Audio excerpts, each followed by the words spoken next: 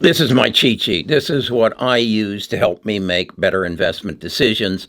And I'm only interested in investing in artificial intelligence and semiconductors and accelerated computing. And so I have chosen a number of stocks, both in the software, the hardware, and then what I call moonshot, that I follow on a daily basis. And I do stock analysis, both from a financial level as well as a technical level. Well, I've added something to it, and it's down here on the lower end of my cheat sheet. And what it is a historical analysis of the 35 stocks that I want to consider investing in. So what I've done is compiled their history since 1999 or since their IPO over the last 25 years and said that should give me some insight as to how they're going to perform in all kinds of markets, because I've got 25 years of performance here. And as you can see, I've divided them into, this is what I call my software section. This is my high-tech section. This is my semiconductor section. This is my semiconductor support section. And then this is my manufacturer section. And I've coded them based on those sections. Then what I've done is I've highlighted in yellow, bright yellow, those years in which they showed a decrease in their share price. And so you can see basically they all have bad years, other than, I would say, this here. This is Broadcom, basically became a IPO in 2010, and it's had one down year. Do you believe that? That's kind of a tremendous insight for me, so I wanted to share it with you. Then what I wanted to do was look at how they all relate to each other and how they relate to the situation that they find them in. We can see that when the dot-com bubble occurred, it basically hit everybody, and we understand that. Then we go and we see in '08 and '09 the subprime crisis, and we see across the board there were some losses. This is the S&P, so that gives you an idea: 38% loss in 2008, and then you can see this is the dot-com bubble. So then we come down here and we're in 2022, and we can see again this is probably as a result of the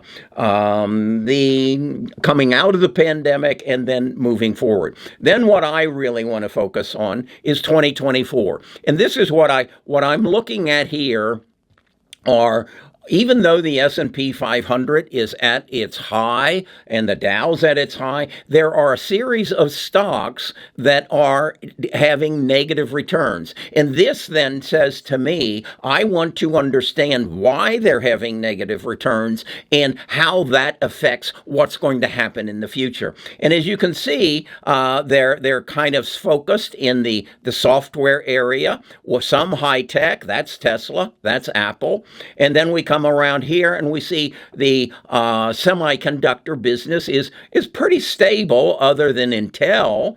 But then where we go is we see the semiconductor support level, and we see some down, some substantially down, and this lights me up and says this relates to this. This relates to Tesla, because Tesla is displaying that there is a pullback from electric vehicles. And these are the people who make the support level of semiconductors that provide for the electric vehicle market. So then I say to myself, is Tesla going to come back? Are electric vehicles going to come back? Then I label these my depressed stocks. These stocks are depressed in the current situation. Well, do they do well when the situation basically comes back? Well, let's go down here and look. What is their average 5-year return? This is ANSS. Its average 5-year return is 11.65. It's down 3.76. Here we have Rambus. Its 5-year average return is 40%. It's down 7.16. on semiconductor. Again, I know this is the company that makes makes Tesla's semiconductors. They're down 9%. 5-year average 31.6, 10-year average 27, 20-year average 23. That's a depressed stock. Want to see one even more depressed? This is the company that makes the machines that burn in the semiconductors that On Semiconductor and other semiconductor companies make. It's down 53%. What's its 5-year average? 168. Do you call that a depressed stock? Yeah, it's down 222% from its 5-year average. What's its 10-year average? 85. What's its 20-year average? 51. Is that a stock that maybe I want to consider, that maybe rebound? Do I want to look up in their financials and see how strong they are? Is this something I want to own? I think it might be. What's this? This is ACLS. This is another company that supports these semiconductor companies, but is very dependent on manufacturing and our EV market. So it's down 14. What's its 5-year average, including that down 14? 46.55. Maybe that's a stock I need to look into further and come to a conclusion. Is that something I want to invest in? That's what I've done here.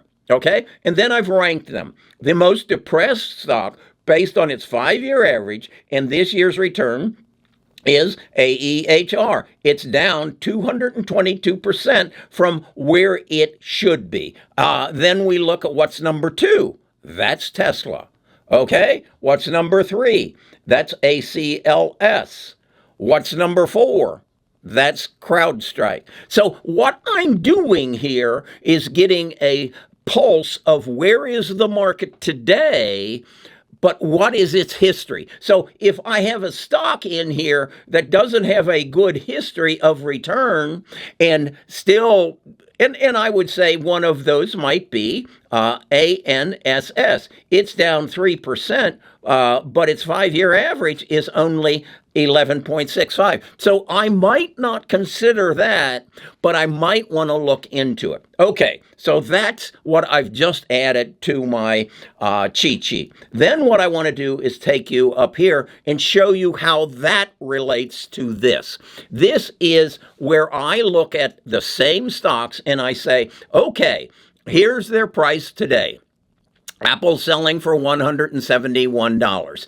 If I look at it and say, okay, based on what is the price of Apple going to be based on its earnings per share in 2025? Why do I choose earnings per share in 2025? Because Apple's current price of $171.48 is based on what Wall Street believes Apple is going to do in 2024. They look a year ahead. Well, I want to look another year ahead, because I want to get ahead of them, okay? So based on that I believe Apple stock is going to sell for $191 in 2025. I then go to Zacks. I subscribe to Zacks, and I say, of all the Wall Street analysts that follow Apple, what do they project Apple's price is going to be at the end of 2024? They think $250 a share.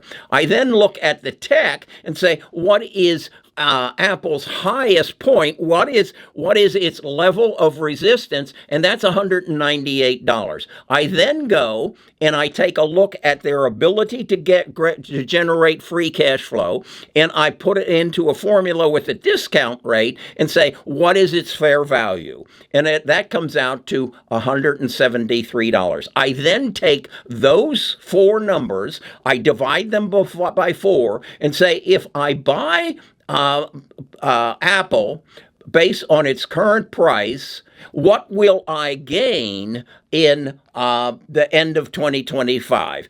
18.6%. Okay? All right.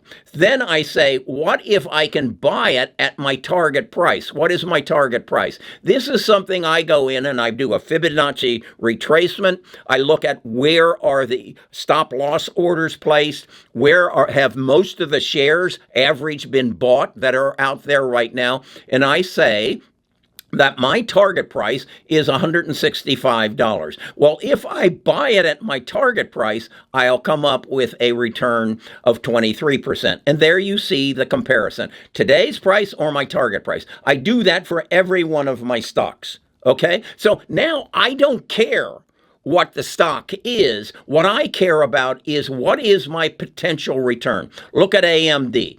AMD at its current price, my projections say at current price at the end of 2025, I will make 223%. If I buy it at my target price, I'll make 265. So that's what all this is. Now I've decided that's a lot to digest. So what I have said is let's take this and summarize it, and that's what this is, a summary, and then let's take this and summarize it. So let me show you what that is. Okay, these are my depressed stocks. As I said, my most depressed stock on this is AEHR. What it says to me here, based on AEHR's current price and its projected price as a depressed stock, and I get that from here, I'll gain 228%. All right? I then look at Tesla, 12%. Not as good, but it's still the number 2 depressed stock in my cheat sheet. ACLS 61, and here you can see what the stocks come up with based on those that are depressed. Now I concentrate on the growth potential. So these are the stocks that are basically saying this is our earnings per share in 2025, and this is the growth rate from 2024 to 2025. Why do I do that? Why don't I take it from what the price is now? Because I believe Wall Street believes that in AMD, they already have their 2024 price figured in. So what I want to do is jump 1 year ahead of Wall Street. And so I'm comparing 2024 earnings per share to 2025, and that's a 50% gain. And so that's what I'm showing you right there. Then I have Super Macro, I have NVIDIA, I have Intel, I have Micron, I have Symbotics, I have SKYT. You see what I've done, okay? So this serves to me to condense this, that it makes sense. Now what I do is compare these two here. And then I build what I want to buy. And then every day I track what happens, because every day this price changes every 20 minutes that the stock market is open. This happens to be Good Friday, so it's not open, so that price is not moving. Monday, that price will start moving, and every one of these numbers will change and give me a current anticipation of what do I want to buy based on those stocks that are depressed, and all I got to do is come down here and everything will change based on what I have here. And as you can see, I have also flagged those stocks who actually are showing running ahead of their averages. Here, this is saying to me that Super Macro Computer is up 242%. That's compared to a 5-year average of 142, a 10-year average of 65, and a 20-year average of 44. So might that say to me, maybe I need to wait until they come down a bit? Huh? Maybe. That's what this does, okay? And as I say, they both change on a daily basis. So what do? I put this on my website. And this is my guide, and I want to share it with you if you think it can help you make better investment decisions. How do I share it with you? I put a lot of work into this. I put a lot of my time into it. So I say, if you want this, and you also want to learn more about technical analysis through Mark's swing trading program, I'll let you have access to everything I have for $60 a month. And quite honestly, if you can't look just at these two things and make $60 a month over the next 2 years, then you don't need to be involved in this. But I also recognize that maybe you need to learn and maybe you need to feel comfortable. So I'm saying to you, if you'd like to be a part of this, all you have a discount coupon in the description. Go in there and find it. Go to the website, sign up for the Platinum, enter the discount coupon, and you'll get it for 50% off for the next 90 days. In the next 90 days, if you can't become one of the best investors in the United States in the AI, the semiconductor business, because I will update this every day. Now, if you can take this and copy it, okay, then you do it every day and see if you can leave your job and do this and make more as a stock analyst. That's what I've chosen to do. Although I retired almost 20 years ago. So yeah. So this is a hobby for me, and it makes a lot of things available. I'm Kerry Grinkmeyer. I'm a retired financial advisor. I don't think you can find anything like this anyplace else. I think I'm doing the work of a Wall Street analyst.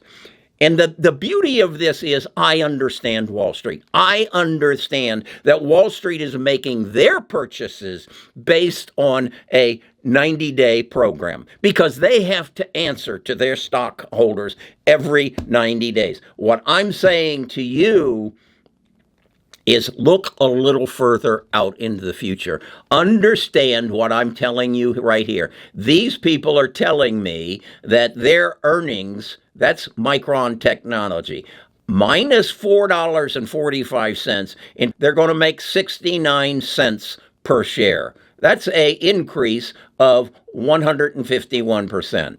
You can see the rest of it. Okay, I'm Kerry Grinkmeyer. I'm a retired financial advisor. This is my hobby. This is my passion, and I'm willing to share my knowledge with you. You know how to gain it. Talk to you again in the future.